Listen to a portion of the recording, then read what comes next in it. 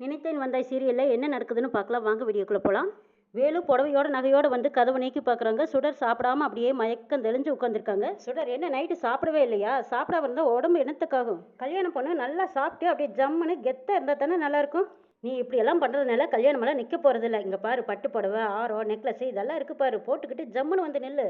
இதையெல்லாம் கட்டிக்கிட்டு நகையெல்லாம் போட்டுக்கிட்டு அப்படியே தேவதை மாதிரி ஜம்முன்னு மாமன் பக்கத்தில் வந்து உட்காரத விட்டுட்டு இப்படி முரண்டு பிடிச்சிட்டு இருக்கிறியா சுடருங்கிறாரு. ஊரில் எத்தனை பொண்ணுங்க இருக்காங்க, உன்னோட வேலைக்கும் உன்னோட போஸ்டிங்க்கும் யார் வந்து உன்னை கட்டிக்குவா? என்ன தயவு செய்து விட்டுறேன் சுடரு. உனக்கு புரியல, கெஞ்சறது மிஞ்சறது இதெல்லாம் வேலைக்கே ஆகாது. ஆனால் நீ கெஞ்ச கெஞ்ச எனக்கு எப்படி இருக்கு தெரியுமா?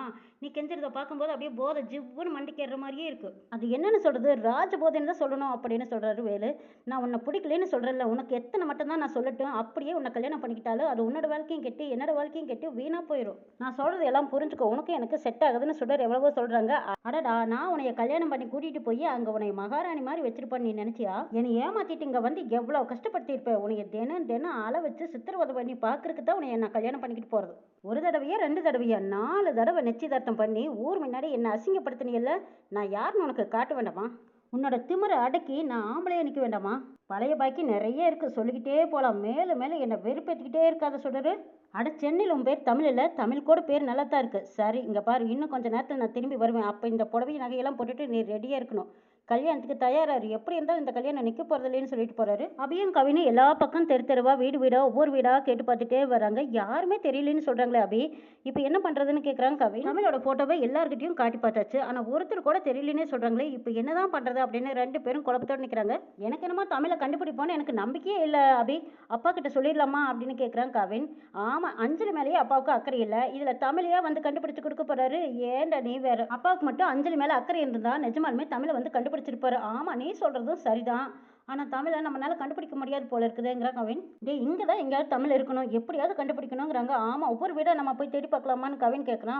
வீட்டுக்குள்ளே எப்படிடா விடுவாங்க? சரி, நல்லா யோசிக்கலாம்டா. ஆமாம், நம்ம 2 பேருமே போய் தமிழோட ஃபோட்டோவை காட்டி கேட்டோம்னா தமிழை கடத்தி வச்சிருக்கிறவன் அவன் இல்லைன்னு தான்டா சொல்லுவான். நீ முதல்ல போய் கேளு, நான் தள்ளி நின்னுக்கிறேன். உன்ன ஒரு வேளை அந்த கடத்தல்காரன் பிடிச்சிக்கிட்டானா நான் உடனே போலீஸ் ஸ்டேஷனில் போய் உன்னை காப்பாற்றிடுறேங்கிறாங்க. அப்படி என்ன அபி, நீ விளையாடுறியா? என்னை மட்டும் நீ போய் கடத்தல்காரங்கிட்ட மாட்டி விட பார்க்குறியேன்னு கேட்குறான் கவின். அட, உன்னையும் தமிழையும் தாண்டா சேர்த்து காப்பாற்றுவேன். அச்சோ, அதுக்குள்ளேயே அவன் எனக்கு ஏதாச்சும் பண்ணனானா என்னோட கதையை முடிஞ்சிருமேன்னு சொல்றான் கவின்.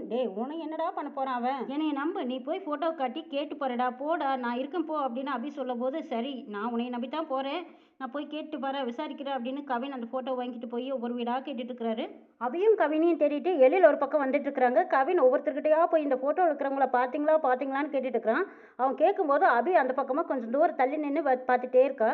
வேலு ரூம்குள்ள வராங்க. சுடர் அப்படியே சோகமா உட்காந்துருக்காங்க. வந்ததுமே ஒரு டேபிள தள்ளுறாங்க. அப்படியே கருக்குன்னு பயப்படுறாங்க. சுடர், புடவை கட்டி கல்யாணத்துக்கு சந்தோஷமா ரெடியா இருப்பேன்னு பார்த்தா சோகமா உட்காந்துருக்கியே அப்படின்னு கேட்குறாங்க. தயவு செய்து என்னை விட்டுரு அப்படின்னு கெஞ்சுறாங்க. சுடர், நீ எவ்வளோ கெஞ்சினாலும் நான் விட போறதில்ல. ஒழுங்கா புடவையை கட்டிக்கிட்டு மணமேடையில் வந்து உட்காந்தினா உனக்கு எனக்கு எந்த பிரச்சனையும் இல்லாமல் தாலியை கட்டி நம்ம பாட்டுக்கு ஜாலியாக போயிட்டே இருக்கலாங்கிறாங்க.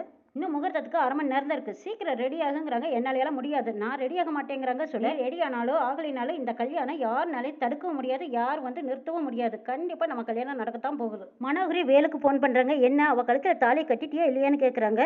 ஐயரும் ரெடி ஆயிடுச்சு, மணமேடையெல்லாம் ரெடி ஆயிடுச்சு, தாலியும் ரெடியா இருக்கு. புடவை கட்டினா சரி, கல்யாணத்தை முடிக்க வேண்டியதா. எங்க அக்காவும் இப்போ வந்துகிட்டே இருக்கு. இந்த கல்யாணத்தை யார் நினைச்சாலும் நிறுத்த முடியாது. கண்டிப்பா இன்னைக்கு எனக்கு சொல்றதுக்கு கல்யாணம் நடக்கத்தான் போகுதுன்னு சொல்றாங்க வேலு. சீக்கிரமா தாலியை கட்டு, அவளை தேடிக்கிட்டு இங்கிருந்து ஆளுக வந்துட்டு இருக்குதுங்கிறாங்க. ஆளுக வராங்களா? யார் வரான்னு கேட்குறாங்க வேலு. எழிலோட குழந்தைகளுக்கு நீ இருக்கிற இடம் தெரிஞ்சிருச்சு, போட்டோ எடுத்துக்கிட்டு சுடரை தேடிக்கிட்டு வந்துட்டு இருக்கிறாங்கன்னு சொல்றாங்க மனோகரி. குழந்தைங்க வந்து என்னை கண்டுபிடிக்க போறாங்களா? அதையும் பாத்துக்கிறாங்கிறாங்க வேலு. இங்க பாரு, குழந்தைங்க மேலையெல்லாம் எனக்கு எந்த அக்கறையும் கிடையாது, அதுல நீ என்ன வேணாலும் பண்ணிக்கோ. ஆனா எனக்கு தேவை நீ சுடரை சீக்கிரமா தாலியை கட்டி நீ கூட்டிட்டு போயிடணும், அவ்வளவுதானே. நீங்க கவலையை விடுங்க, நான் சுடர் கழுத்துல தாலியை கட்டி நான் கூட்டிட்டு போயிடுறேன், உங்களுக்கு எந்த பிரச்சனையும் வராது, பாத்துக்கலாம் விடுங்கன்னு போன வைக்கிறாங்க வேலு. எழில் அபியும் கவினியும் தேடிக்கிட்டே வராங்க. இந்த தமிழை தேடிக்கிட்டு எழிலும் கவினியும் எங்க தான் போனாங்கன்னு தெரியலையே அப்படின்னு காரை விட்டு இறங்கி அந்த வீடு இந்த வீடு எட்டி எட்டி பார்த்துட்டு வர்றாரு எழில். வேலு போன் வச்சதும் யாரோ காலிங் பெல் அடிக்கிறாங்க. வெளியில வந்து பாக்குறாரு வேலு.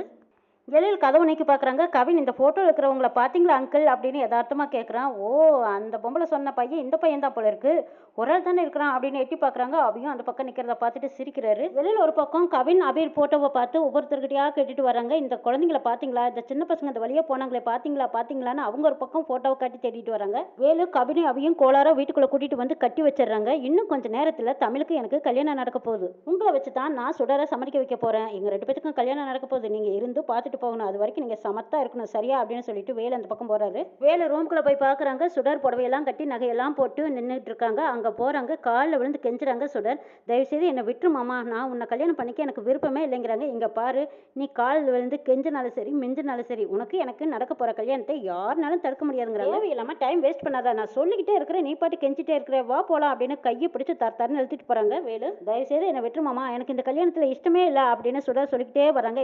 பேசாமல் வருவியா அப்படின்னு கையை பிடிச்சி இழுத்துட்டே வராங்க. அந்த பக்கம் திரும்பி பார்க்குறாங்க. சுடர் கவினியும் அபியும் கட்டி போட்டு வச்சிருக்காங்க. சுடர் வேலுக்கிட்ட இருந்து கையை உதறிட்டு ஓடி வராங்க. அபி, கவின், நீங்க எங்க ரெண்டு பேரும் இங்க அப்படின்னு கேட்குறாங்க. உன்னை தேடிக்கிட்டு வந்தோம், கட்டி போட்டேன்னு சொல்றாங்க. இவங்க என்ன தப்பு பண்ணாங்க, இவங்களை எதுக்கு கட்டி போட்டிருக்கேன், உனக்கெல்லாம் மனசாட்சியே இல்லையா, ஏன் இப்படி மிருக மாதிரி நடந்துக்கிறேன்னு கேட்குறாங்க. சுடர், இதுகளெல்லாம் கட்டி போடணும்னு எனக்கு என்னால் அவசியமா என்ன, உன்னை தேடிக்கிட்டு வந்ததுங்க, சரி இதுகளை வெளியிட்டா பிரச்சனை வெளியே போயிடுமேன்னு தான் அதுகளை கட்டி போட்டு வச்சிருக்கேன்னு சொல்றாங்க. வேலு, எழில் ஒரு அம்மா கிட்ட போய் இந்த குழந்தைங்க இந்த பக்கம் வந்தாங்களான்னு கேட்குறாங்க. அட ஆமாங்க, கொஞ்ச நேரத்துக்கு முன்னாடி யாரையும் தேடிக்கிட்டு இந்த வழியை தான் போறாங்கன்னு சொல்றாங்க. எழில் அதே வழியில தேடிக்கிட்டே ஓடி வராரு. நீங்க ரெண்டு பேரும் எதுக்காக இந்த பக்கமா வந்தீங்கன்னு கேட்குறாங்க. தமிழ், உன்னை தேடிக்கிட்டு தான் வந்தோம், அஞ்சலிக்காக தான் உன்னை தேடணும்னு சொல்றாங்க. ஏன் அஞ்சலிக்கு என்னாச்சுன்னு கேட்குறாங்க. சுடர், அஞ்சலி காலையிலேருந்து எழுந்திருக்கவே இல்லை, ரொம்ப சீரியஸ் கண்டிஷனுக்கு போயிட்டா, அஞ்சலி உன் பேர் தான் தமிழ் தமிழ்னு சொல்லிக்கிட்டே இருக்கா தமிழ்ங்கிறாங்க. அச்சோ அஞ்சலிக்கு என்னாச்சு தெரியலையே அப்படின்னு பதறி போய் நிற்கிறாங்க. தமிழ், வந்தா தான் அஞ்சலியோட உயிரை காப்பாற்ற முடியும்னு டாக்டர் சொல்லிட்டாங்க, அதனால தான் உன்னை தேடிக்கிட்டு வந்தோன்னு சொன்னாங்க. அவன் எல்லாம் கேட்டீங்கல்ல, தயவுசெய்து என்னை விட்டு, அந்த குழந்தை உயிருக்கு போராடிட்டு இருக்குது, நான் ஒரு தடவை போய் பார்த்துட்டு வந்துடுறேன், தயவுசெய்து என்னை விட்டுன்னு கெஞ்சிக்கிட்டு இருக்கிறாங்க. குழந்தைய போய் பார்த்ததும் நான் வந்துடுறேன், என் பேச்சை நம்ப, தயவுசெய்து என்ன இந்த ஒரு தடவை விடுன்னு கெஞ்சிக்கிட்டு இருக்கிறாங்க. இந்த மாதிரி டிராமாவில் நான் நிறைய படத்தில் பார்த்துட்டேன், நீ பேசாம இரு, எங்கேயும் போறக்காகுதுங்கிறாங்க. நான் இனிமேலும் உன்னை ஏமாற்ற மாட்டேன், இந்த ஒரு தடவை என் பேச்சை நம்புன்னு கெஞ்சிக்கிட்டு இருக்கிறாங்க. நான் ஒன்னே ஒன்று சொல்றேன், அதை மட்டும் நீ செய்யுங்கிறாங்க. சரி என்ன செய்யணும் சொல்லு நான் செஞ்சிடறேன் அப்படிங்கிறாங்க. சொல்றேன் வேண்டாம், சிம்பிளான மேட்டர், நீ என் பக்கத்தில் வந்து உட்காரு, நான் உனக்கு தலையை கட்டிடுறேன், அதுக்கப்புறம் நீ அந்த குழந்தைய போய் பாரு, ஏன் இதுகளை பாரு, நான் வேண்டாம்னு சொல்லல, எனக்கு தேவை உனக்கு எனக்கு கல்யாணம் ஆகணும், அவ்வளவுதான், கல்யாணம் முடிஞ்சதுக்கு அப்புறமா இந்த குழந்தைகளை கூட்டிட்டு போய் நீயே பாரு, இப்போ நீ என்ன சொல்ற, கல்யாணம் பண்ணிக்கலாமான்னு கேட்குறாங்க. கவின் அபி ரெண்டு பேருமே தமிழ் இதுக்கு ஒத்துக்காத, வேண்டாம் தமிழ் அப்படின்னு சொல்லிட்டு இருக்கிறாங்க. ஆட இதுகளுக்கு பாருடா, ஏய் நீ யாரு, எப்படிப்பட்டவ, எப்படி ஒரு கேடுங்கிறது எனக்கு தெரியும், நான் சொல்றபடி நீ கல்யாணத்துக்கு ஒத்துக்கிட்டீங்கன்னா பிரச்சனை இல்லை, ஆனா நீ லேட் பண்ண அங்க கிடக்குறாளே அஞ்சலி, அதுகளுக்கு ஆபத்து, இங்க கட்டி போட்டுருக்கேன் இதுகளுக்கு ஆபத்து. உண்மையிலுமே நீ இந்த குழந்தைங்க மேல பாசம் வச்சிருந்தீங்கன்னா மனமேடையில வந்து தாலியை கட்டிக்கோ, இல்லைன்னா அந்த சின்ன உயிர் ஹாஸ்பிட்டல்ல போகும், இங்க ரெண்டு உயிர் போயிடும், என்ன சொல்ற, என்னடா ரெடியா அப்படின்னு கேட்குறாங்க. அந்த ரவுடிங்க அந்த குழந்தைங்களை அடிக்கிறதுக்காக போறாங்க. அச்சோ வேண்டாம் அந்த குழந்தைங்க என்ன பாவம் செஞ்சிச்சுன்னு கேட்குறாங்க.